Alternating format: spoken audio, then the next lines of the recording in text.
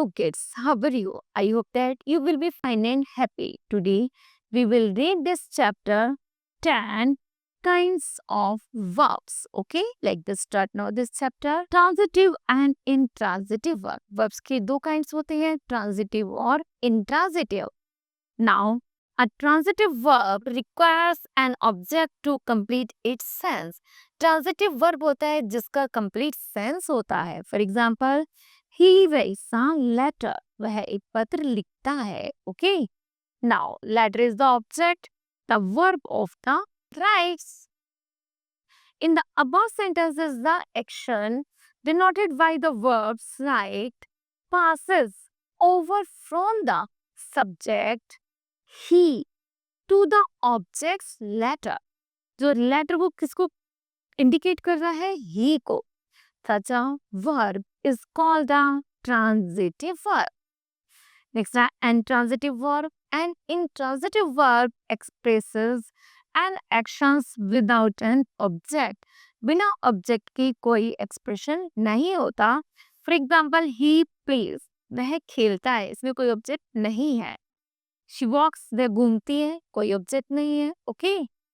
In the above sentences, the action denoted by verbs plays and walks do not pass over to any object. यह किसी भी जो कार्य है वो किसी भी object की तरफ नहीं indicate करता बल्कि सीधा subject से बात करता है या मिलता है. Then are called such verbs are called intransitive verbs. Okay. Not here the names of the person, place or things spoken about is called a subject. जब person, place और things subject के बारे में बताते हैं उसी को हम क्या कहते हैं? Subject कहते हैं. The name of the person, place or things which is affected by the action. जब verb की क्रिया द्वारा इन पर प्रभाव पड़ता है is called the object. उसी को हम object कहते हैं. Okay. Next है used transitively or used intransitively. Some verbs can be used. कुछ verbs ऐसी होती हैं जो transitive में और intransitive दोनों में use की जा सकती हैं. For example है Lucy sing a song. Lucy गाना गाती है.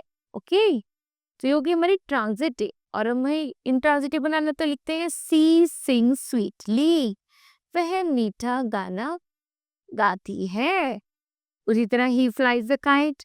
वह पतंग उड़ाता है. ये हो गई हमारी ट्रांजिटिव. इंट्रांजिटिव है बर्ड्स फ्लाई.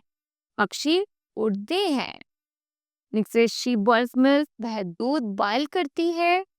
तो हम लिखेंगे इंट्रांजिटिव में द वाटर बॉइल्स. पानी उबलता है.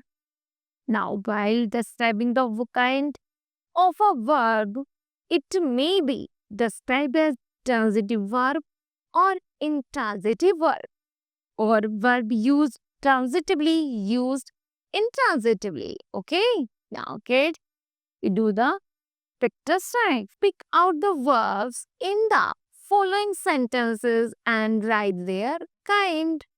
जैसे she will come here tomorrow. तो यहाँ पर जो come here है ये क्या हुई हमारी ये होगी हमारी transitive verb. Okay.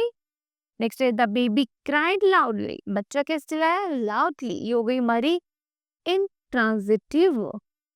फिर है time changes all things. सभी वस्तुओं का समय बदलता है. और तो क्या है? टाइम चेंजेस क्या है हमारा?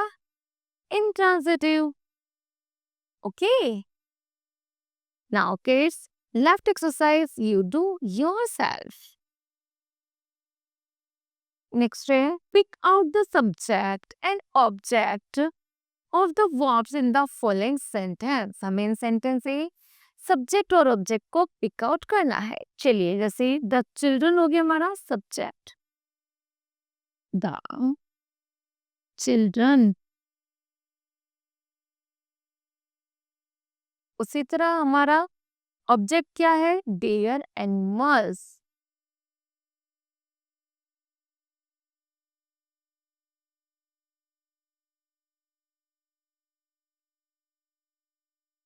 ओके, नेक्स्ट है हु क्या है सब्जेक्ट और द बेल है ऑब्जेक्ट। उसी तरह द रैट हमारा क्या है सब्जेक्ट है और द मैन हमारा ऑब्जेक्ट है। ओके, चलिए lab exercise kids you do yourself. Next है transitive verbs and two objects. चलिए some transitive verbs has two different object. कुछ ट्रांजिटिव ऑब्जेक्ट वर्ब में दो डिफरेंट ऑब्जेक्ट्स भी होते हैं। एग्जांपल है एक तो डायरेक्ट ऑब्जेक्ट और एक इनडायरेक्ट ऑब्जेक्ट।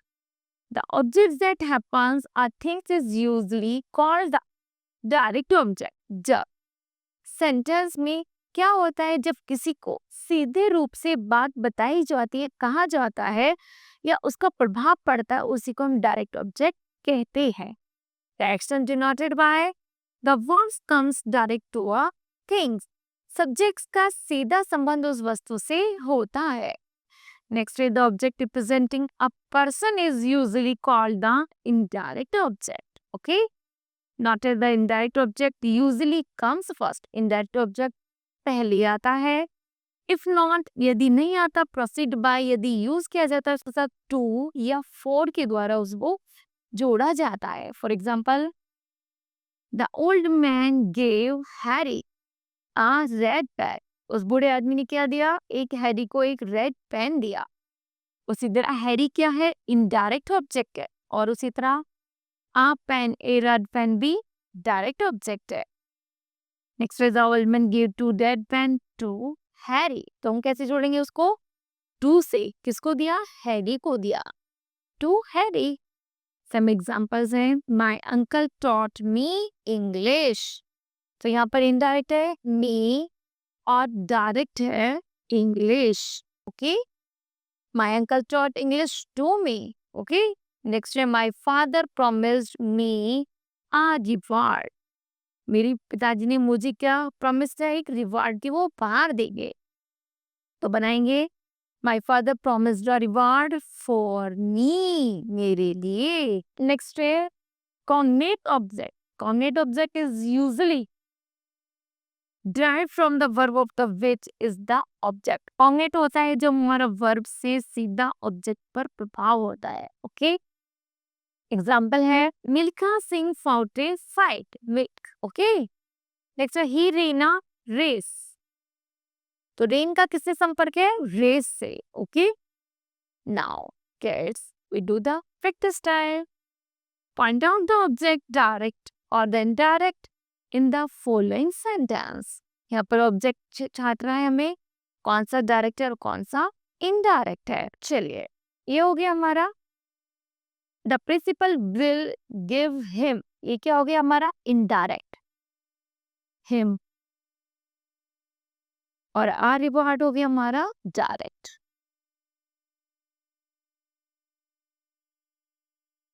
ओके, ये हो गया हमारा डायरेक्ट। चलिए नेक्स्ट है ही टोल्ड मी हो गया हमारा इनडायरेक्ट और योर सीक्रेट हो गया डायरेक्ट। फिर है the old carpenter is making knee. ये हो गया हमारा इनडायरेक्ट और आ टेबल हो गया हमारा डायरेक्ट।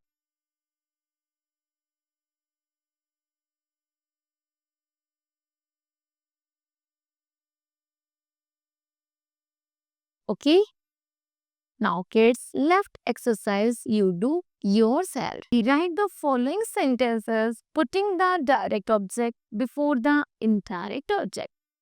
जैसे he wrote him a letter। तो क्या से लिखेंगे he wrote a letter to him। Okay, चलिए उसी तरह my elder brother bot me a new bicycle. तो इसको जोड़ेंगे my elder brother bought a new bicycle और ये आ जाएगा पीछे तो कैसे लगाएंगे for me knee. Okay. Next, your father has left you a message. Okay. So your father has left a message. इसको ऐड करेंगे और यू आ जाएगा बाहर. To you. To you. Okay. Left exercise, kids. You do yourself. Next, verbs of incomplete predictions. There are some transitive and intransitive verbs that require some words after them in order to complete their sense. These verbs are called the verbs of incomplete predications. Some of these verbs are verb to be, is, am, are, was, were, be, etc. जैसे seems, wish, become, make, appoint, suppose, find, elect, appear, look, etc. Okay. Next is subjective complement and objective complement. Subjective complement होता है यहाँ पे example है he is my brother. तो here brother agree with the subject. जो हमारा brother है वो हमारा सब्जेक्ट से एग्री है. He and has sameness with it. Has brother is a subjective complement to the verb is. Okay, objective complement है the teacher made him the monitor. तो object हमारा किससे कॉम्प्लीमेंट करेगा? वर्ब से. किससे करेगा? वर्ब से. तो here monitor has sameness with him. The object of the verb met.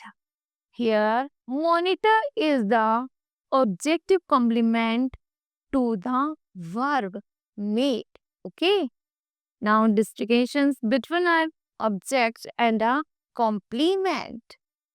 If a noun or pronoun of adjective following a verb signifying sameness with another noun or pronoun in the sentence, it will be called the complement of the verb. For example, Ima is a student. ये हो गया हमारा subjective. जैसे here student and captains are complement. उसी तरह Doris plays a games. So in this sentence, the word games is an object as it has no sameness with any word in the sentence. Okay. Next है linking verb. Linking verb होता है that intransitive verb of incomplete predications are also called linking verb. जब हमें object लगाकर complement को complete करना होता है उसी को हम लिंकिंग वर्ब कहते हैं. The new verbs usually express a state or a change. For example, the sun is red, state है और change क्या है? He become a doctor. The earth is round, ये क्या state है? उसी तरह the sky grew dark, ये हमारा change है. The rose looks beautiful, straightened, the baby falls asleep, ये हमारा complement है. Mean change है. Now kids, we do the practice time. Point out whether the dark word in the following sentence are object or complement. तो हमें बताना ये object है या complement है. तो us क्या है? हमारा object है. क्या है? O. Object है. उसी तरह the teacher turned Tom out of the class. So Tom क्या है? हमारा complement है. Next friend, the players played football. तो ये हमारा क्या हो गया? Complement है. Next है auxiliary verb या helping verb. An auxiliary verb usually precedes some principal verbs in order to signify a change in its tense. Meaning of force. For example, Tom is reading his lesson. ये होगी present continuous की बात. उसी तरह Tom was reading his lesson, ये हो गया हमारी past continuous बात. और यह you shall do his work, ये हो गया हमारा force मतलब future की. Okay, future.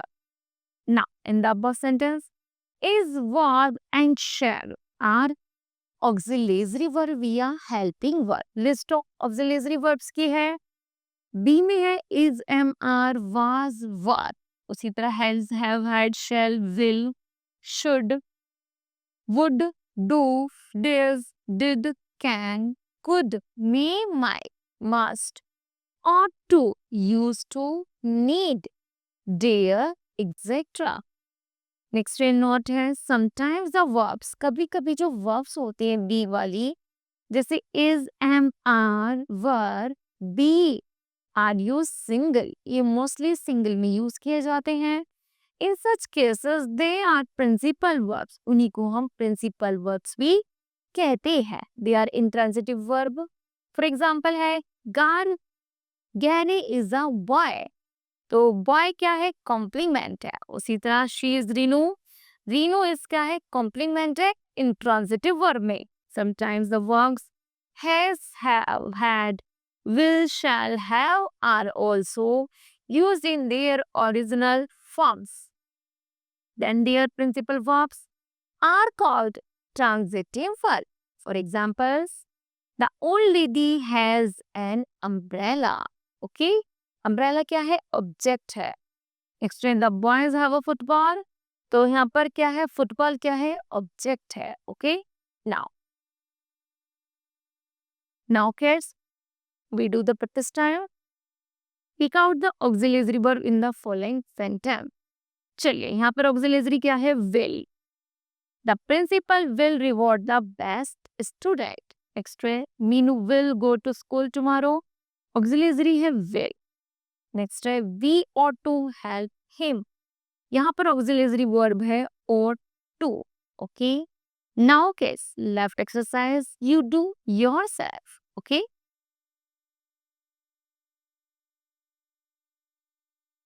Okay. Now kids, this chapter will be completed. I hope that you understood well. Thank you. Have a nice day.